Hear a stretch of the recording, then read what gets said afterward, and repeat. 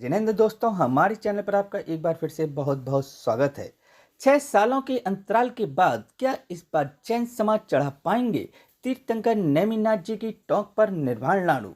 यह तो सभी जानते हैं कि हमारी केंद्र और राज्य की सरकारें जब किसी धर्म, जाति या संप्रदाय के त्योहार आते हैं तो उसके लिए पूरी सख्ती से जुट जाती है, चाहे वह देश के बाहर ही क्यों ना हो।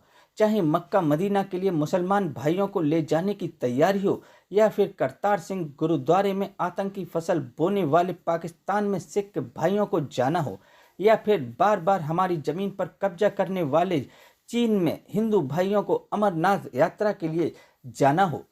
दोस्तों, यह तो थी बाहर की कुछ बातें। जब देश में ही किसी का त्योहार आता है तो पूरी तरह से प्रशासन के साथ सत्ता जुड़ जाती है। चाहे नवरात्र और ईद के साथ आए, चाहे दो विभिन्न धर्मों के त्योहार एक साथ आए, दोनों के लिए कैसी व्यवस्था बनानी है, सरकार ने प्रशासन के साथ मिलजुल कर बहुत काम करती है। पर एक अल्पसंख्यक समाज और है जिसे जैन धर्म के नाम से जाना जाता है। जब इसका एक पर्व आता है आषाढ़ शुक्ल सप्तमी को, यानी जो इस बार रविवार 25 जून को आ रहा है, आज से 6 साल पहले 2018 में जब यह पर्व आया तब जैन बंधुओं को निर्वाण लाडू चढ़ाने से पहली बार रोक दिया गया।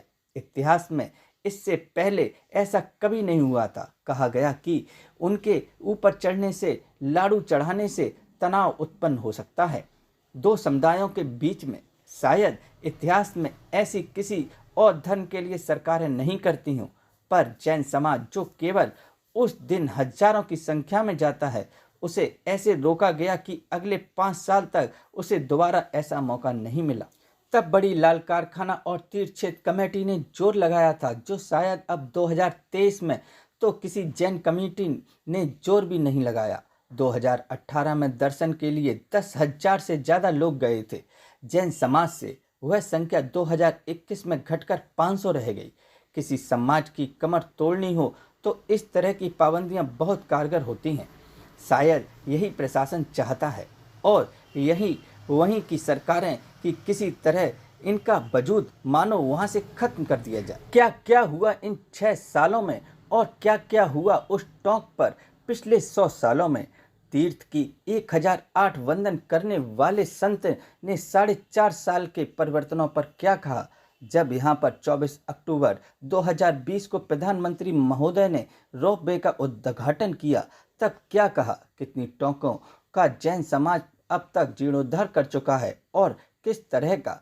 क्या उनकी किसी टोंक पर प्रशासन से सहयोग मिला? क्या कोई टोंक बदली भी गई? तीर्थंकर नेमिनाथ जी की टोंक से चरण को क्या बदल दिया गया? क्या स्वरूप रहा? जहां पर मोबाइल से फोटो खींचने की इजाज़त नहीं, वहां पर उससे कैसा व्यवहार किया जाता है?